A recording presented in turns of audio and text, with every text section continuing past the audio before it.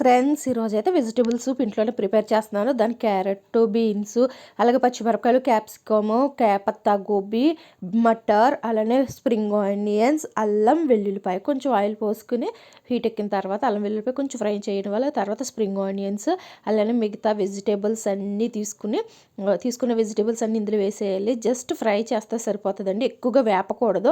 ఇందులోనే కొంచెం ఉప్పు, అలాగే 2-3 గ్లాసులు వాటర్ కూడా పోసాను నేను. అంటే మేము టోటల్గా 5 మెంబర్స్ కాబట్టి మా అందరికి సరిపడిగా. బాగా మరుగుతున్నప్పుడు కొంచెం కార్న్ఫ్లోర్, అలానే మిరియాల పొడి వేసుకోవాలి. అంటే కార్న్ఫ్లోర్ థిక్నెస్ కోసమేనండి.